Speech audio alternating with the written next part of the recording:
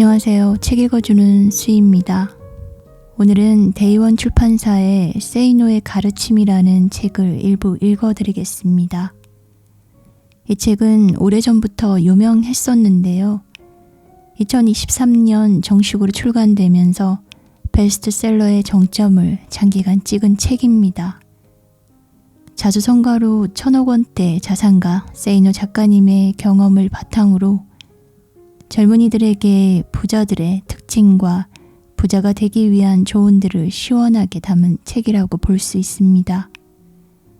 가난이 아닌 부자들의 생각을 알아보고 현재까지 믿고 있는 것들에 대해 노라고 말할 수 있는 필명 세이노 작가님의 가르침을 배워보도록 하겠습니다.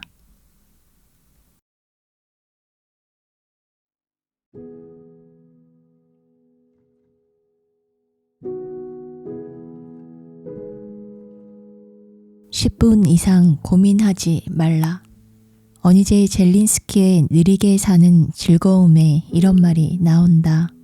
우리가 하는 걱정거리의 40%는 절대 일어나지 않을 사건들에 대한 것이고 30%는 이미 일어난 사건들, 22%는 사소한 사건들, 4%는 우리가 바꿀 수 없는 사건들에 대한 것들이다. 나머지 4%만이 우리가 대처할 수 있는 진짜 사건이다. 즉 96%의 걱정거리가 쓸데없는 것이다. 나는 고민거리를 오직 2가지로 나눈다. 내가 걱정에 해결할 수 있는 고민과 해결할 수 없는 고민이다. 내일 비가 오면 어떻게 하나? 우산을 준비하면 된다. 비를 멈추는 일은 당신 능력의 한계를 벗어난다. 그것은 신의 영역이다. 신의 영역에 속하는 문제는 신에게 맡겨라. 그리고 오직 당신이 걱정해 풀 수 있는 문제들만 고민하고 해결책을 찾아라. 나는 낙관론자도 아니고 비관론자도 아니다. 그저 고민의 핵심을 정확히 스스로 파악해 문제를 해결하는 데만 노력하는 쪽이다. 당신에게 어떤 고민이 있다고 치자. 머리를 싸매고 며칠 누워 있으면서 걱정을 하면 문제가 해결되는가? 조용한 바닷가로 가서 며칠을 쉬면 방법이 생각나는가? 전혀 그렇지 않다. 어떤 문제에 대해 우리가 생각할 수 있는 시간은 10분도 안 된다. 무슨 걱정거리가 있건 그것을 종이에 적어보라. 틀림없이 서너 줄에 지나지 않는다. 그 몇 줄 안 되는 문제에 대해 10분 안에 해답이 나오지 않으면 그것은 당신으로서는 해결할 수 있는 고민이 아니다. 그런데도 당신은 그 10분을 질질 고무줄처럼 늘려가면서 하루를 허비하고 한 달을 죽이며 1년을 망쳐버린다. 머리가 복잡하다고 하면서 말이다. 하지만 사실은 해결 방안도 알고 있으면서 행동에 옮기는 것을 두려워하는 경우가 대부분이다. 실직을 당한 친구가 있었다. 살아갈 길이 막막하다고 몇 개월을 고민하고 술에 취해 있는 모습을 보았다. 고민의 핵심은 간단하다. 취직이 안 된다는 것이다. 왜 안 될까? 경기가 어려워서. 천만의 말씀이다. 핑계를 외부에서 찾지 말라. 채용될 만한 사람이 아니기 때문이다. 그렇다면 해결책이 나온다. 채용될 만한 사람으로 탈바꿈해야 한다. 앤드류 매튜스는 마음 가는 대로 해라에서 이렇게 말한다. 새벽에 일어나서 운동도 하고 공부를 하고 사람들을 사귀면서 최대한으로 노력하고 있는데도 인생에서 좋은 일은 전혀 일어나지 않는다. 좋다고 말하는 사람을 나는 여태껏 본 적이 없다. 나는 올빼미 체질이어서 늦게 자기에 새벽에 일어나지는 않지만 그의 말을 믿는다. 고민이 많다고 해서 한숨 쉬지 마라. 고민은 당신의 영혼을 갉아먹는다. 문제의 핵심을 정확히 파악하고 해결책을 찾아 그대로 실행해라. 해결책이 보이지 않으면 무시하라. 고민 하나 안 하나 결과는 똑같지 않은가. 그러므로 고민은 10분만 하라. 고민과 문제를 혼동하지 마라. 고민은 마음속으로 괴로워하고 애를 태운다는 뜻이고, 문제는 해답 혹은 해결이 요구되는 상황을 의미한다. 고민이 어떤 문제에서 비롯된 것이라면 고민은 중지하고 문제를 해결하려는 쪽으로 방향을 바꾸어야 한다. 내 학력이 초라하게 느껴질 때, 학력이나 학벌이 빈약한 경우 어떻게 해야 하나? 학력은 있는데 학벌이 떨어지는 사람은 어떻게 하여야 하는가? 학벌이 중시되는 집단은 가능한 한 멀리해라. 한국 사회에서 학벌과 학력은 파벌을 만드는 구심점이 되며 당신을 환영하지 않는다. 학벌이 신통치 않으면 학력이 아무리 좋아도 일단은 제쳐진다. 학벌 쟁쟁한 인사권자들이 이류대 졸업자들의 서류들을 거들떠볼 가능성은 크지 않다는 말이다. 이 사실을 모르면 이류 학벌로 길을 쓰고 인류 학벌 집단에 들어가려고 애쓰다가 좌절하거나 그 집단의 별의별 방법을 다 동원하여 들어간다고 해도 외톨이 신세가 되고 만다. 자기 자신은 스스로 능력을 충분히 갖추고 있다고 자신하여도 학벌은 학벌로 만들어진 학연의 벽을 뚫기란 쉽지 않다는 것을 명심해라. 솔직히 말해서 나는 단이나 마나한 대학을, 그것도 대학원까지 기쓰고 다니면서 취직 걱정을 하는 사람들을 보면 이해가 가지 않는다. 그렇다면 학벌이 약한 사람이 취직을 하려면 어떻게 하여야 하는가?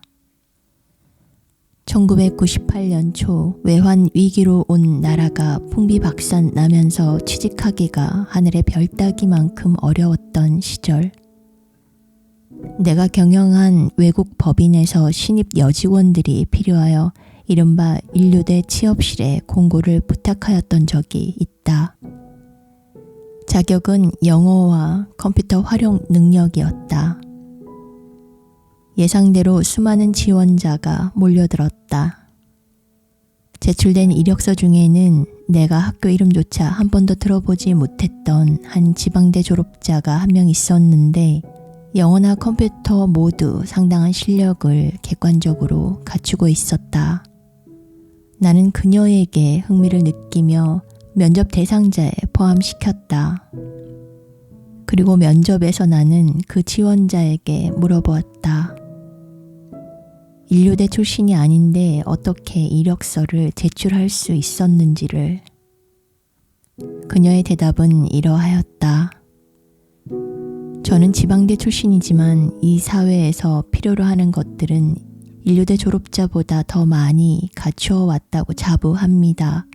그러나 지방대 출신에게는 면접 기회조차 안 주어집니다. 그래서 정기적으로 서울로 밤기차를 타고 와 서울의 유명 대학교 취업 게시판들을 살펴보고 이력서를 제출했습니다. 나는 그 자리에서 그녀의 채용을 결정하였으며 다른 면접 대기자들은 만나보지도 않았다. 그런데 웬걸 그녀는 더 좋은 회사에 취직이 결정되어 내 회사에는 나오지도 않았다. 예를 하나만 더 이야기하자. 오래전 무역학과 출신들을 신규로 공개 채용하였을 때의 일이다. 물론 인류대 무역학과를 우수한 성적으로 졸업한 자들이 뽑혔다. 그리고 얼마 후 내게 소파 하나가 배달되었다. 서류 전형에서 떨어졌던 어느 지방대 출신 학생이 보낸 것이었다. 열어보니 두껍고 낡은 노트 몇 권이 들어 있었다. 그 노트들에는 그 학생이 학창시절에 수년 동안 무역 회사들을 발로 찾아다니며 얻어낸 무역 신뢰들과 각종 무역 서류들의 형태와 작성 기법, 그리고 실무적 주의 사항들이 꼼꼼히 기록되어 있었다. 동봉된 편지에는 저는 정말 자신 있습니다 라는 내용의 글과 900점에 가까운 토익 점수 사본이 들어 있었다. 나는 갑자기 이미 새로 채용한 녀석들이 미워지기 시작했지만 어쩌랴. 결국 그 학생을 내가 알던 외국계 기업에 강력히 추천하였고 그는 당연히 채용되었는데 불과 7, 8년 만에 부장이 되었다. 그의 전공은 돈 버는 일과는 전혀 거리가 먼 인문학과였고 학점은 전혀 신통치 않았던 것으로 기억된다. 제 아무리 실업률이 높아 일자리를 구하는 사람들이 많은 시기라 할지라도 막상 경영자들의 말을 들으면 쓸만한 사람이 없다는 것이 공통된 고민이다. 대학 도서관들의 대출 도서 목록에서 무협지나 판타지 소설이 절대다수를 차지하는 가운데 면접 기법은 학원에서 배우고 자기소개서는 대행업소에서 맡기는 젊은이들을 보면 참으로 한심하다는 생각을 하게 된다. 그러면서도 그들은 이 사회에서 성공하려면 학연, 지연, 혈연이 있어야 한다고 핑계를 댄다. 중요한 것은 능력이다. 그것은 이 사회에서 요구하는 지식을 갖추고 있는 것이다. 미래산업의 정문슬 회장은 전산학과 출신을 채용할 때 인류대 졸업생을 뽑지 않는다고 했다. 컴퓨터 하드웨어와 프로그램을 판매하기도 했던 내 경험으로도 그렇다. 전 과목 모두 잘하는 사람은 정작 필요한 업무에서는 능력을 보이지 못하는 경우가 종종 있다. 오히려 인류대가 아닌 이류대에 전산에 미친 사람들이 많다. 인류대 출신을 선호하는 회사는 이미 인류대 출신들이 자리를 잡고 있는 대기업들이 더 많다. 학력이 없다면 어떻게 하여야 하는가? 코스닥 등록 기업들의 경영자들 중 대학 출신이 많은 이유는 그 기업들의 속성 때문이다. 하지만 그들 중에는 고졸자들도 분명 있음을 기억하라. 학벌이나 학연이 보잘것없다면 스스로 홀로서기를 하는 것이 가장 바람직하다. 나 역시 그랬다. 분명히 말한다. 대졸자들이 대학에서 보내는 4년과 동일한 기간 어느 한 분야에 홀로 파고든다면 그 어떤 분야에서건 대졸자보다도 더 큰 실력을 갖추게 된다. 나의 경험담을 말해보자면 군 제대 후 우여곡절 끝에 중학교 1학년을 가르치게 되었다. 높은 보수를 받으려면 고등학생을 가르쳐야 했고 영어 실력이 필요하였다. 당시 나는 대학생도 아니었고 영어도 못했다. 하지만 영어를 전공으로 하는 대학생들이 하루에 2시간씩 4년간 공부한다면 도사가 된다는 말을 우연히 듣고 나서 이런 생각이 들었다. 하루에 2시간 4년, 하루에 4시간을 하면 2년, 8시간이면 1년, 16시간이면 6개월, 18시간이면 6개월도 안 걸린다는 말인데 한번 미쳐보자. 그 기간 동안 나는 몸을 움직이면 피곤해지고 밥도 많이 먹게 되어 졸음이 오게 되므로 외출이나 목욕도 하지 않고 오줌통에 소변을 보고 하루에 2끼를 최소량만 먹으며 혼자서 영어에 미쳤고 5개월 후 치른 첫 토플에서 570점 이상을 받았다. 얼마 후 나는 그 점수를 갖고서 미 8군에 있는 미국 대학 분교에 들어갔고 그 점수를 학부형들에게 보여주면서 고3 학생도 가르칠 수 있었고 토플 점수를 계속 올려나갔으며 닥치는 대로 갖가지 분야를 공부하였다. 학력이 없는 사람들이 저지르는 잘못은 일을 배우려 하지 않고 돈을 쫓아다닌다는 것이다. 누구나 쉽게 배울 수 있는 일은 절대 하지 말라. 예를 들어 대리운전은 제 아무리 수입이 좋아 보여도 시간당 인건비는 많이 챙길 수 있을지 모르지만 길게 보면 전혀 도움이 안 되는 일이다. 그러나 지금 당장 먹고 살기 힘들다면, 빚이 많다면, 땡전 한 푼 없다면 그 일을 해라. 컨베이어 벨트 앞에 서 있는 일이라도 해야 한다. 그렇게 해서 종잣돈을 악착같이 모아라. 그러고 난 뒤에는 독립하는 데 도움이 되는 일을 배워라. 봉급이 적더라도 기쓰고 그 일을 해라. 거기서 기회가 주어질 것이다. 학력이나 학벌이 없다고 해서 좌절하지 말라. 학벌이 신통치 않다면 해결책은 단 하나이다. 이 사회에서 일하는 데 있어 필요한 칼과 총이 무엇인지 파악하고 그것들을 갈고 닦아라. 이러한 과정은 빠르면 빠를수록 좋다. 결국 이 문제는 한가한 시간을 어디에 어떻게 보내는가 하는 것일 뿐이다. 일상에 쫓겨 시간이 모자란다면 과감히 6개월 이상을 그 일상에서 벗어나라. 휴학도 좋고 휴직도 좋다. 백수라면 더 좋다. 어딘가에 틀어박혀서 그 누구와도 만나지 말고 배우고자 하는 분야에 100% 미쳐라. 밥 먹는 시간도 아깝게 생각하라. 많이 먹으면 졸음이 온다. 라면 한 개도 많다. 그냥 씹어 먹어라.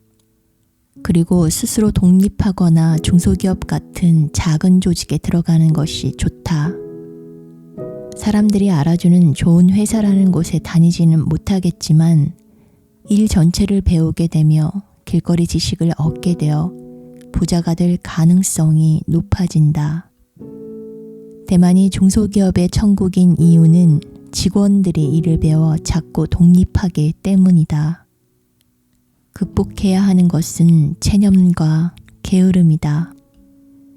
학벌이 좋건 나쁘건 부자가 되려면 세상 사람들이 돈을 놓고 버리는 게임을 충분히 이해하여야 한다. 그 게임에 대해 문외한이라면 아동도서 펠릭스는 돈을 사랑해 같은 쉬운 책부터 읽어보라. 하루에 3시간 이상 자기를 위한 투자에 사용하라. 학벌이나 학력이 없어 성공하지 못한다는 말은 게으른 사람들의 핑계일 뿐이다. 중고교 시절의 학급 석차가 계속 밑바닥이었고 그 어느 과목도 잘하는 것이 없었으며 지능이 평균보다 10% 이상 아래인 경우에는 반복적인 경험을 통해 숙련도와 몸값이 조금씩 증가될 수 있는 일을 하는 것이 좋고 날파리들을 조심하여야 한다. 학벌 좋은 사람들이 알아야 할 것. 인류대학을 다닌다고? 외국 유명 대학에서 유학 중이라고? 최고의 학력과 학벌을 이미 갖추고 있다고? 축하한다. 고생 많았다. 학력과 학벌이 좋으면 일단은 봉급 생활자로서 달리기를 해볼 수 있는 출발선이 다른 사람들보다 앞선 위치에 주어지게 된다. 당신은 당연히 학력과 학벌을 중시하는 집단으로 가야 한다. 배경도 있다면 공기업에 들어가면 더욱 좋다. 아시아 지역에서 학력과 학벌이 좋은 사람들에게서 공통적으로 나타나는 가장 문제는 엘리트 의식이다. 한국이건 일본이건 교육 방식은 암기식 위주이다. 암기식은 암기 능력이 우수한 사람들만을 우수한 엘리트로 대접하고 창의력이나 응용력이 뛰어난 사람들을 열등감 속에 빠뜨리는 아주 잘못된 교육제도이지만 그 제도에서 승리자가 된 사람들은 스스로를 대단한 엘리트로 생각하는 경우가 종종 있다. 예를 들어 한국의 고시 합격자들을 보자. 고시 제일주의로 인해서 그들 대부분은 스스로를 대한민국 최고의 엘리트로 자부하고 민간의 조언을 열등하게 본다. 오죽하면 KDI에서도 비슷한 말을 했었다. 왜 그럴까? 암기 능력의 탁월함을 판단 능력이나 리더십 혹은 수익 창조 능력의 탁월함으로 오인하기 때문이다. 학력과 학벌이 좋으면 일단은 이 사회에서 기회를 얻을 수 있지만 그 이후에는 개인의 능력이 문제가 된다. 김지룡의 나는 일본 문화가 재미있다라는 책에서 나오는 이야기다. 망해버린 야마이치 증권사 직원이 다른 외국계 증권회사에 입사하려고 인사부장에게 전화를 하였다. 야마이치 증권의 직원입니다. 기사에 취직하고 싶습니다. 무슨 일을 하실 수 있습니까? 도쿄대학 출신입니다. 학벌을 묻는 것이 아니라 그동안 무슨 일을 해왔으며 앞으로 어떤 일을 하실 수 있는지 묻는 겁니다. 도쿄대학 법학부를 나왔습니다. 그런 것은 중요하지 않습니다. 영어 회화에 자신 있습니까? 영어는 못하지만 도쿄대 법대를 나왔습니다. 파생상품에 대해서 잘 아십니까? 그런 것은 잘 모르지만 도쿄대 법대를 나왔습니다. PC는 다룰 수 있습니까? 그런 것은 잘 모르지만 도쿄대 법대를 나왔습니다. 도쿄대 얘기는 빼고 이야기합시다. 그 남자는 말이 없다가 전화를 끊었다고 하며 신문에 실린 실화라고 한다. 나도 비슷한 경험이 있다. 90년대 중반 한국에서 어느 대학원 졸업자를 면접하였을 때 있었던 일이다. 컴퓨터는 어느 정도 하는가? 잘하진 못합니다. 외국어는? 전공 공부하느라고 열심히 하지는 못했습니다. 그런데도 지원하게 된 동기는 컴퓨터를 잘 활용하고 영어를 잘한다고 해서 엘리트는 아니라고 생각합니다. 그런 것은 회사에서 직원으로 당장 써먹기는 좋을지 몰라도 궁극적으로는 다른 것이 필요하다고 봅니다.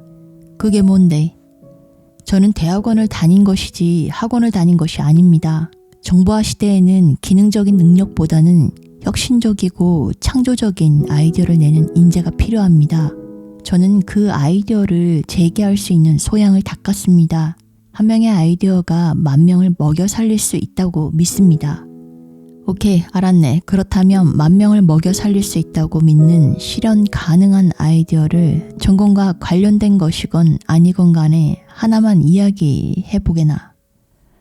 아직은 없습니다. 일은 시작한 것은 아니니까요. 그렇다면 자네가 그런 아이디어를 낼 능력의 소지자라는 것을 입증해보게. 대학원을 우수한 성적으로 졸업했습니다.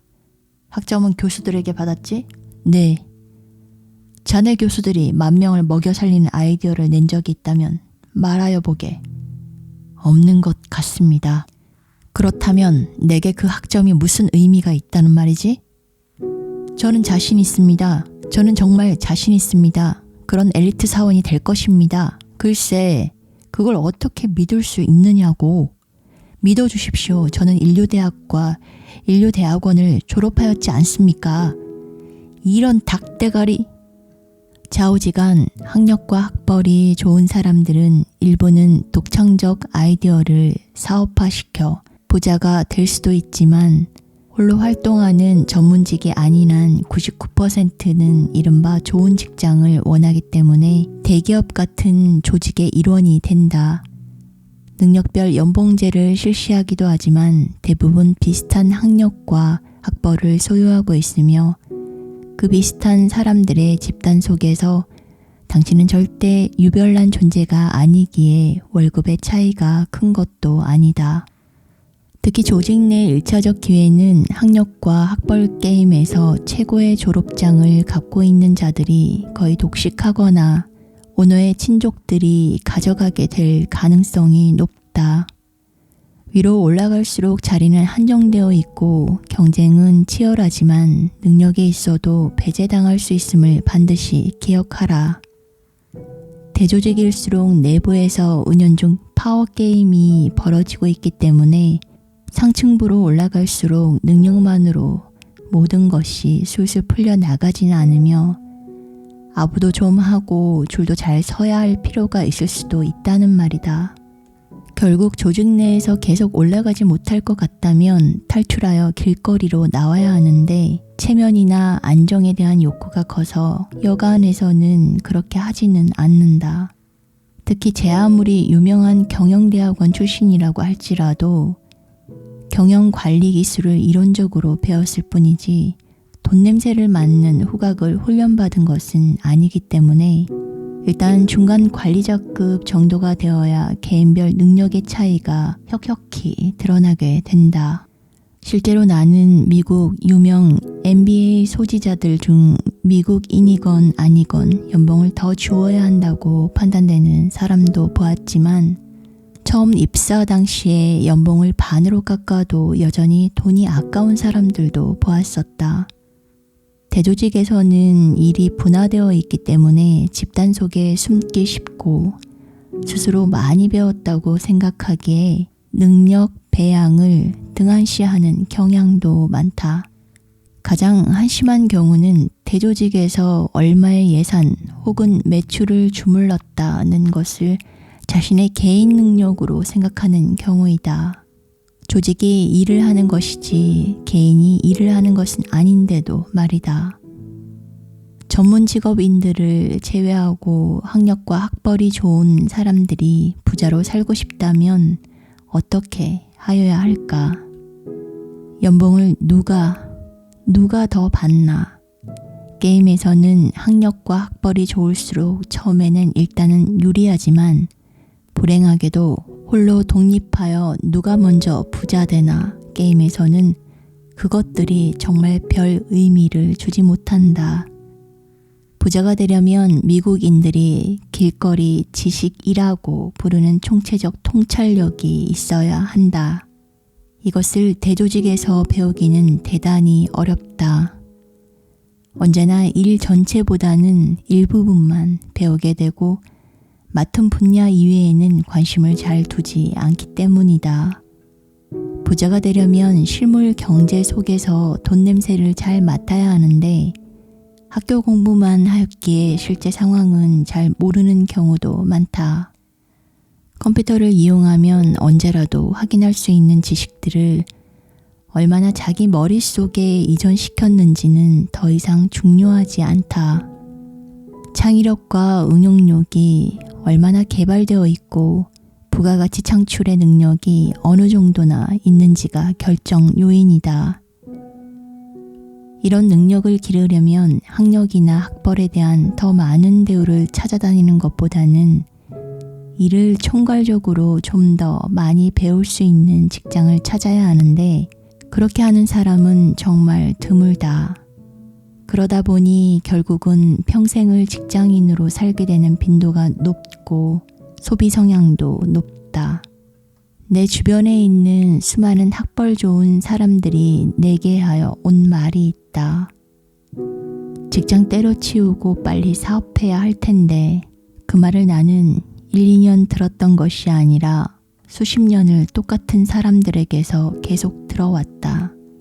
2005년에 발표된 다큐멘터리는 미국에서 4년제 대학교를 개판으로 다니면서도 그럭저럭 학점을 취득하는 학생들의 모습을 보여주면서 이게 대학 교육이냐라는 논조를 펼쳐나간다.